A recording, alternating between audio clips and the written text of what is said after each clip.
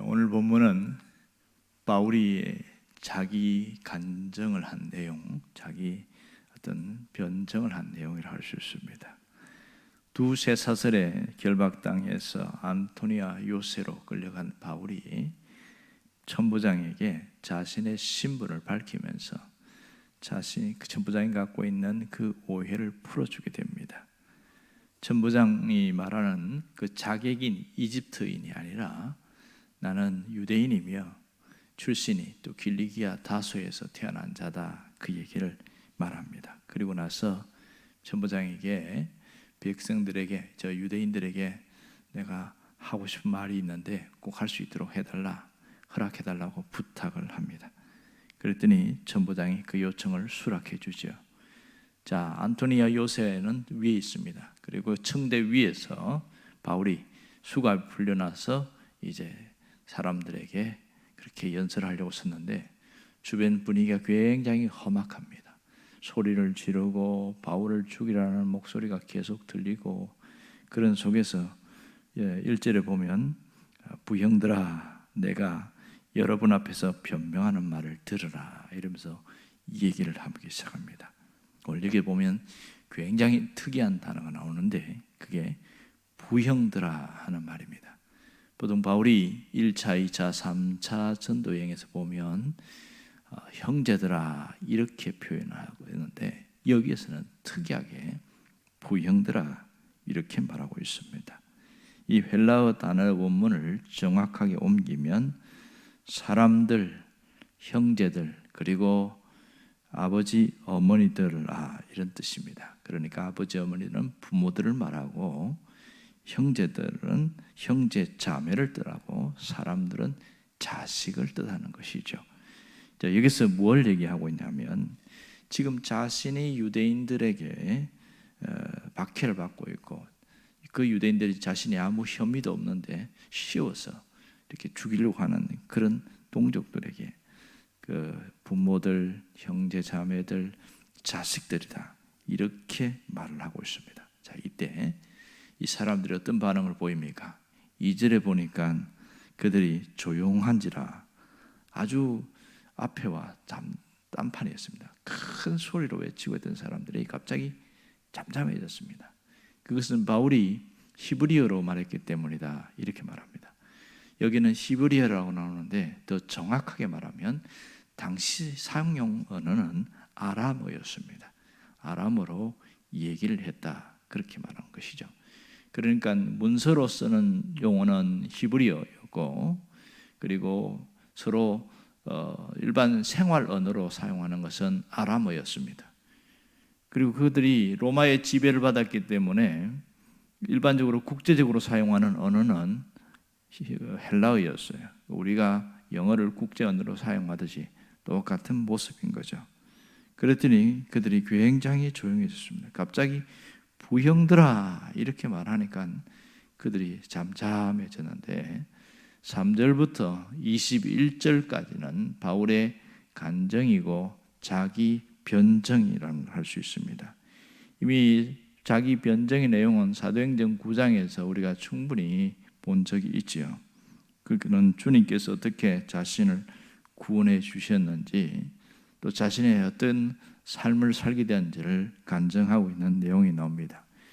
오늘 본문은 5절까지 읽었습니다만은 이 내용은 8절까지로 계속 이어지는 얘기를 할 수 있습니다. 자, 정리를 해보면 이 3절부터 8절까지 중 얘기가 첫 번째, 자신의 출신이 어디인지를 밝힙니다. 나는 길리기아 다소 출신이다, 이렇게 이야기합니다. 그러니까 갈라디아 지방 전체에 있는 길리기아 시의 대도시에서 태어났다. 그리고 두 번째는 학문에 대해서 이야기하는데 나는 가말리알 문화생입니다. 어릴 때 일찍부터 유학을 와서 예루살렘에 유학을 와서 가말리알 학파에서 공부를 했습니다, 이렇게 얘기합니다. 그리고 세 번째는 자기의 소속을 밝힙니다. 나는 바리새인이다, 이렇게 말합니다. 바리새인이니까 얼마나 그 바리새인의 법 규율에 엄격하게 지켰는지를 얘기합니다. 그리고 네 번째는 자신이 무슨 일을 했는지를 밝히고 있습니다. 그것은 자기 그때가 배교자라고 하는 그리스도인들을 박해하고 잡아서 감옥에 집어넣고 심하면 죽이는 일에 가담했던 일을 말합니다. 스데반이 죽을 때에 바로 가장 앞장섰던 사람이 바로 바울이었던 것을 얘기하는 거죠. 여기서 더 모자라서 외국으로까지 원정을 갑니다. 그것도 그냥 갈 수 없으니까 예루살렘에 있는 산헤드린 공회에 인정을 받아서 이렇게 해서 체포와 연행하기 위해서 저 다메섹으로 갑니다. 다메스커스라는 먼 곳으로까지 그렇게 갔다, 그 얘기합니다. 그리고 거기서 무슨 일을 겪었는지 자신의 경험을 얘기합니다. 거기서 한낮 12시에 다메섹에 바로 직전에, 도착하기 직전에 자신이 예수님을 만난 이야기를 하는 거예요. 큰 소리가 들리고 환상이 열렸는데 그 환상에서 주님을 본 것은 바울밖에 없었고, 소리는 아마 주변 사람이 무슨 소리인지 들리긴 들리는데 정확하게 못 들었는 모양입니다. 거기서 깜짝 놀랍니다. 네가 왜 나를 핍박하느냐, 이렇게 이야기합니다. 그러니까 당신 누구냐고 물으니까 내가 핍박하는 예수다, 이렇게 말하면서, 내가 언제 핍박했는데요? 지금 이 그리스도인들을 잡아러 가고 하는 이 모든 것이 나를 핍박하는 일이다, 이 얘기를 들은 것이죠. 그러면서 이제 눈이 감겨지게 되어지고 그런 과정들을 이어서 겪게 되어집니다. 자, 오늘 여기서 우리가 주목할 것은 이 가장 첫 번째 자기 변정에서 바울이 하는 얘기입니다. 여기서 바울이 하는 첫 번째 메시지가 뭐냐면, 자신을 죽이려고 하는 것은 그것은 예수님을 박해하는 것임을 1차적으로 깔고 이야기하고 있는 것이죠.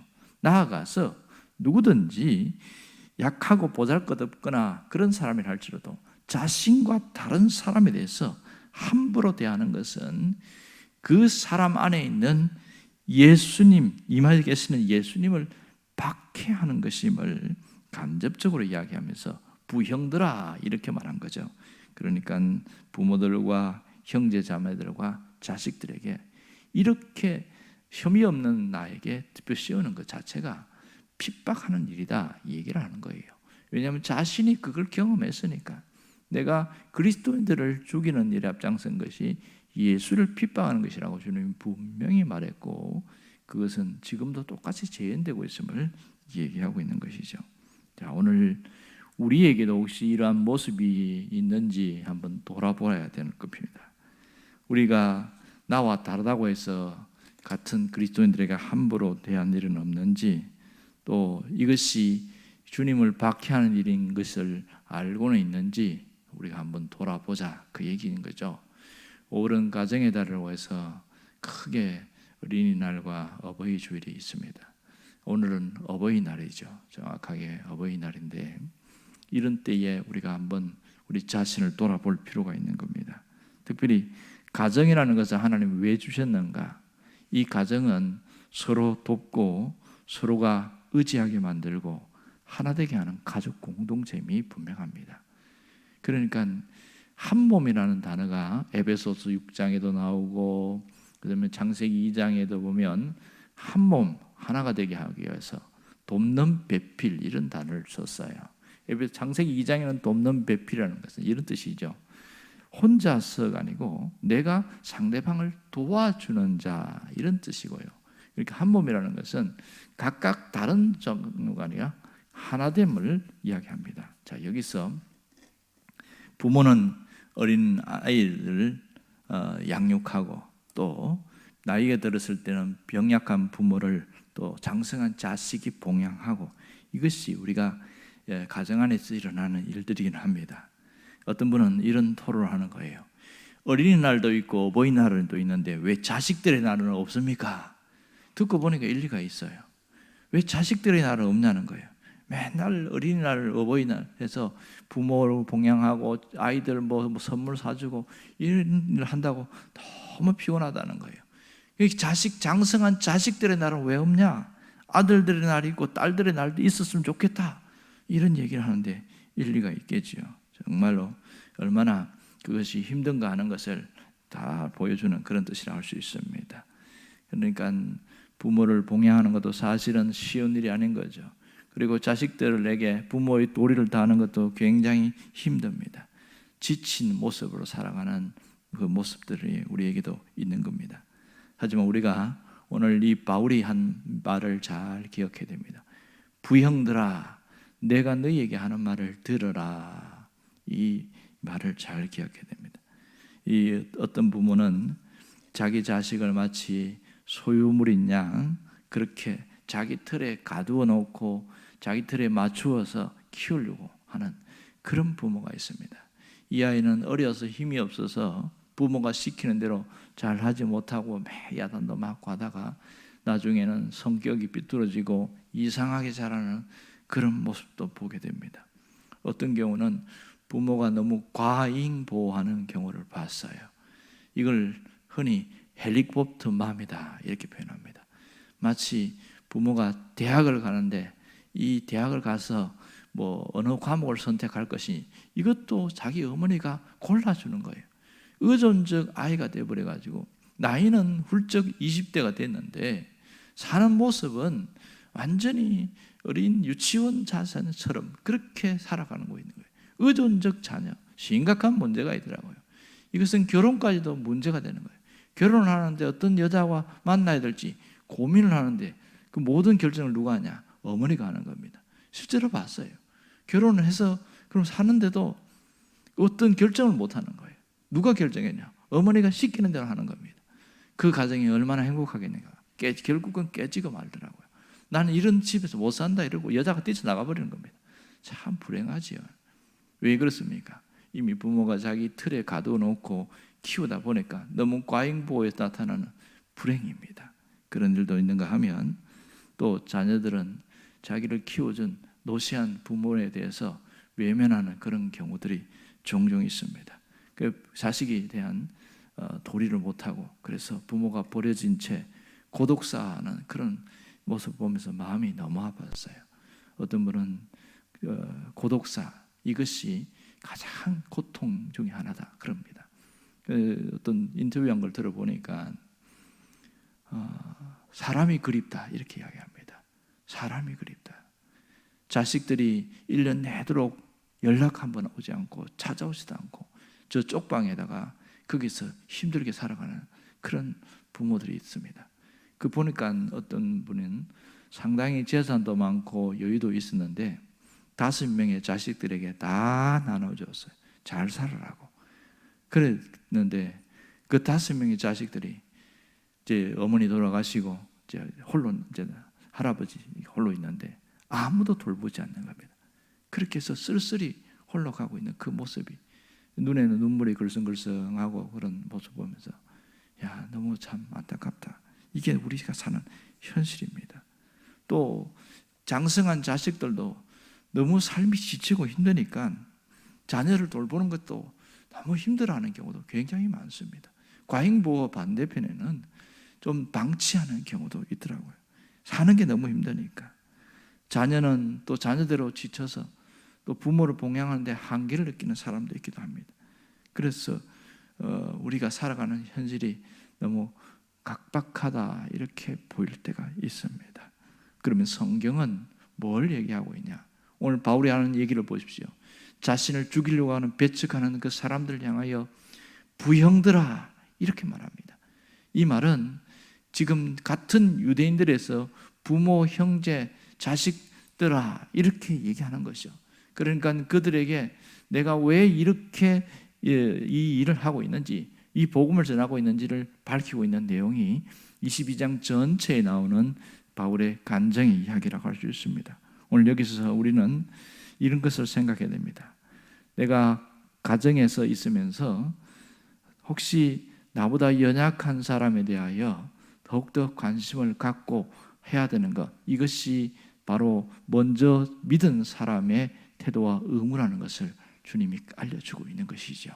그래서 내가 따뜻하게 한 발 한 걸음 나가는 그것이 바로 가정을 아름답게 따뜻하게 만들고 우리 모든 삶을 행복하게 만드는 비결임을 이야기를 하고 있습니다.